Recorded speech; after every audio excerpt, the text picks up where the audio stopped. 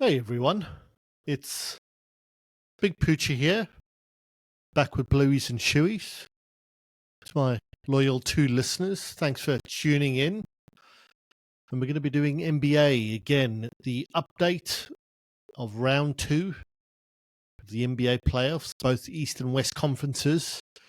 We'll rattle through it with my 2 cents on each series. We'll start off in the West, where we've got the Mavs and the Thunder who play today. The Mavs have taken a 3-2 lead. Things look ominous. I think I had the Mavs in 6 originally. That's looking a pretty good bet at the moment. And I sort of stated in my last podcast that I think that the Mavs ultimately I thought were just going to have too much street smart. It was concerning after they lost game 1, the Mavs. Luka looked like he was carrying a bit of an injury, which is not unusual for him at this time of year. However, he's sort of been able to manage that, and they've sort of won a few games against a really inexperienced but exciting Thunder. OKC are probably ahead of the curve, to be honest, so they've not made the playoffs for a good while. Chet Holmgren was drafted 2 years ago, was out injured all of last year. He's been a huge piece to the puzzle and validated that number 2 pick. Josh Giddey is in this series and probably in the playoffs been shy of what he's capable of and what he is for the team. He's actually dropped today to the bench for the first time in his career, but has obviously proven that he's a really good prospect, and more than a prospect, actually a really good up-and-coming, potentially superstar, which is joining the MVP contender of the season in SGA, who is a bona fide future, if not already, superstar. So yeah, they're ahead of the curve, and certainly in Game 4, where they leveled the series, showed the poise that I would have expected, more from the Mavs, I'll be honest. A couple of big free throws made by SGA and Chet just to get over the line, over that sort of squeaky bum time during the game, the last minute and a half. They held their nerve. But losing at home today, I thought was a big dagger to the heart, and I really expect the Mavs to wrap it up next game. But let's see. While Luka's been poor shooting from 3, I'm glad to see Jones Jr., who I really like the look of at the Heat a few years back. He seems to have found a good home at the Mavs, and if anything, sort of reminds me of their sort of Aaron Gordon, while maybe not as physically demanding in his sort of size. He's long and super athletic, and so he played really well today and has done on both ends of the floor. So I think the Mavs should get it done, and I expect them to play against the Nuggets. I did have the Wolves in 6 after those first 2 games, and how 2 games can totally lead you down the wrong path.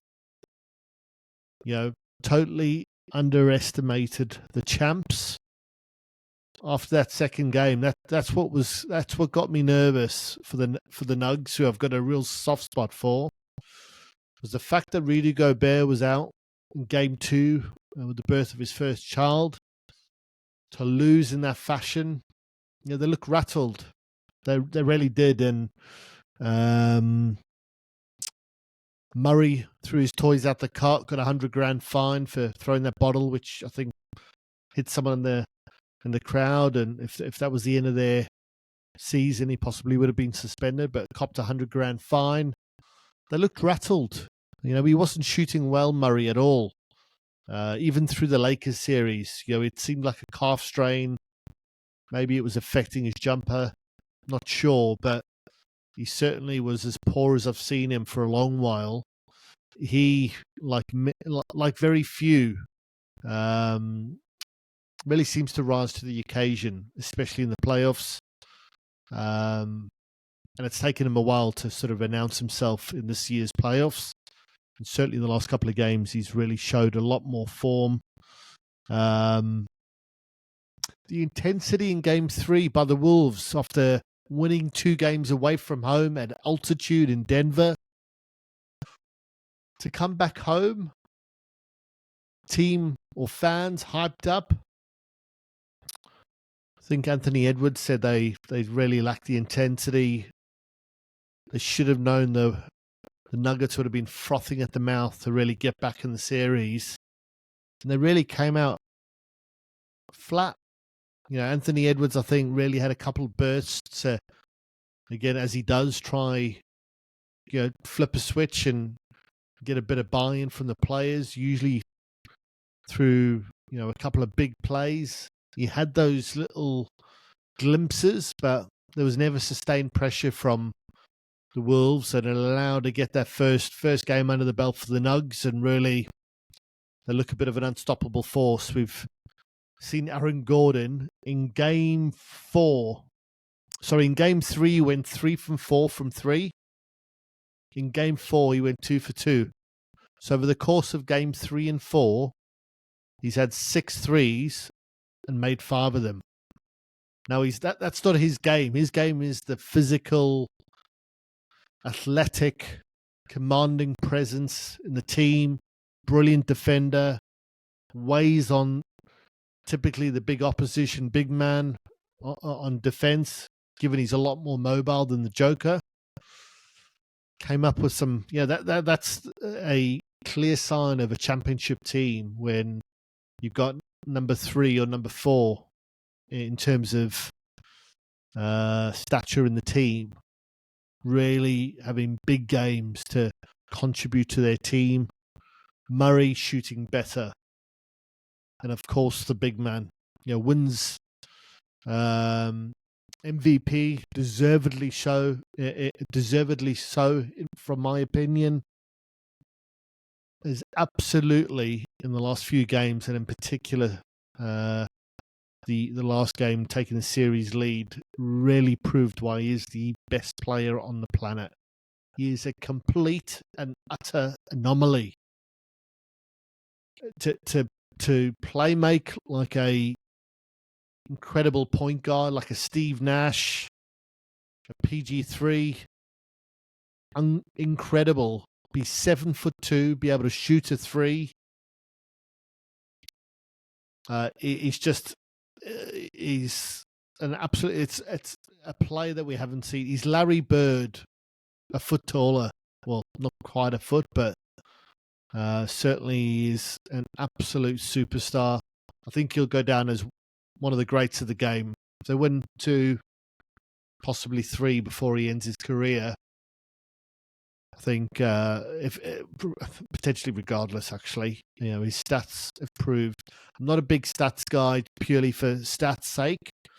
I know the Americans and US sports are certainly that way inclined, but really the guy is an absolute freak of nature.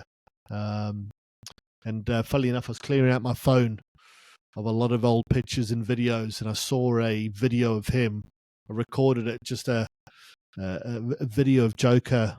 Must be 4 or 5 years ago, where he was sort of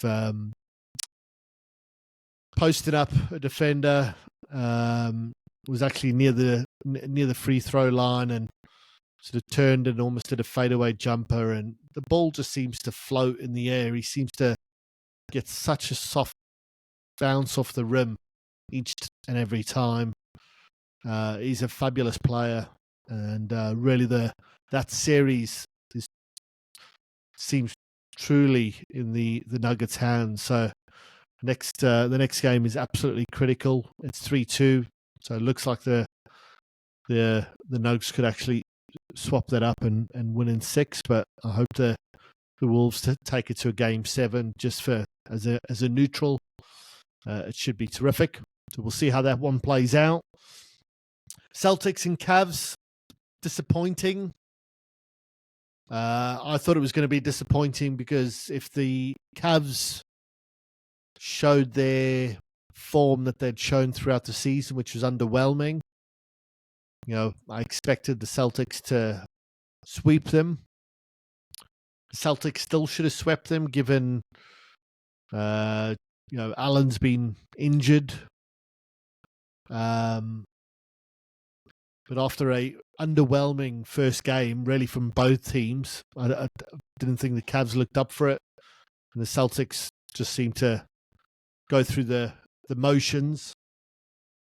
We really saw what the Celtics often do, and that's play down to opposition in Game 2.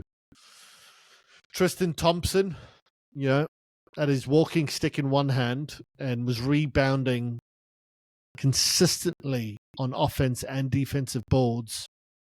And Mitchell proved why he's an absolute stud, a bona fide killer in Game 2 and took it one each, which proved why the Celtics are still around 500 at home, which is embarrassing for a team of that talent. My team, but a team of that talent should not be 500 at home in the playoffs. Now, while that means they've maintained a 100% record, away from home is certainly a nice feather in the cap and building confidence.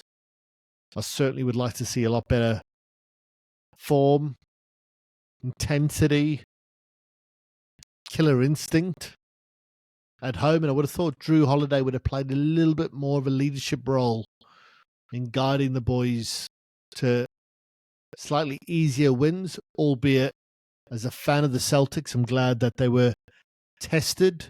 Certainly seen Mobley, Garland, Okoro, and LeVert prove that these guys are young players.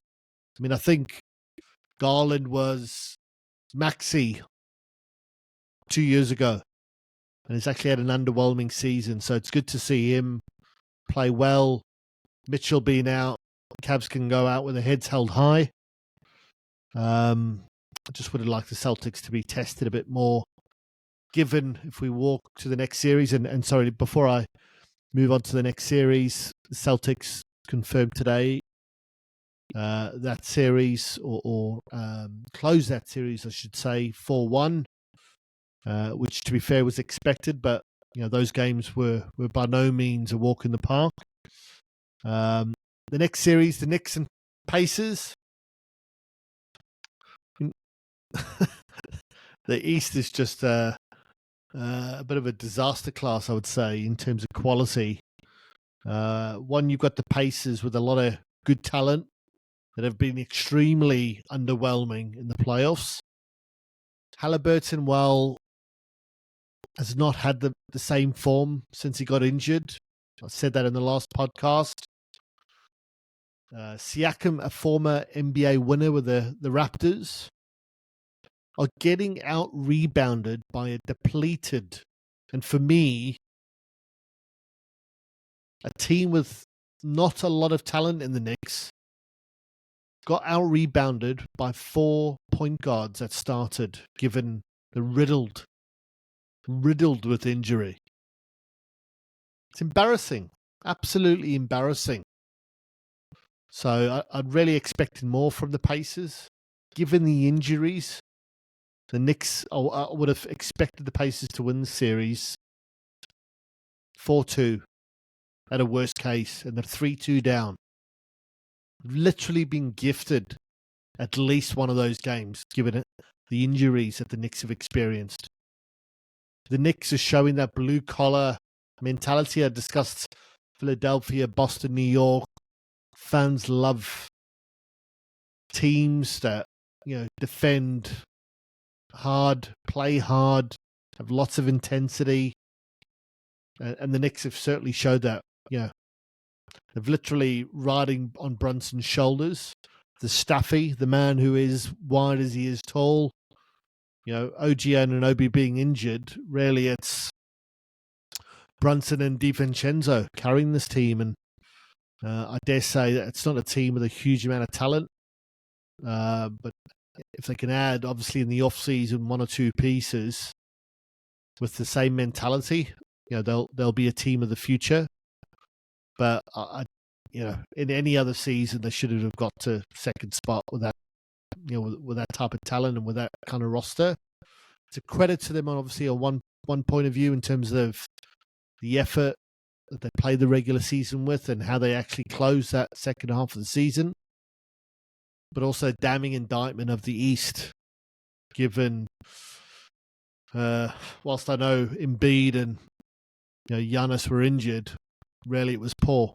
And the Cavs were poor in the regular season. So 3-2 lead.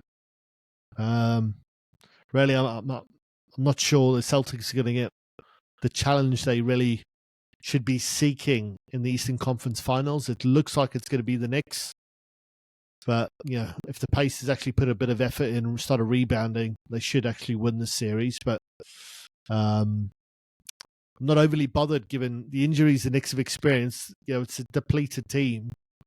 But I just hope whoever plays the Celtics actually puts a bit of effort in. And there should be, given it's the finals of the Eastern Conference. So that wraps it up. Looks like the Celtics-Nuggets finals as expected going into the playoffs, but the Wolves set alight in that series where the Nuggets have come swinging back. I'm not sure the Mavs have got enough to beat the Nuggets, I'll be honest, and the depleted East or the underperforming East should mean the Celtics reach the finals. Hopefully, Tingus Pingus makes it. Kristaps Porzingis gets some game time for the Eastern Conference Finals, that we see a thriller in the NBA Finals. I'll be updating once we get there. Thanks for listening. I'll speak to you soon.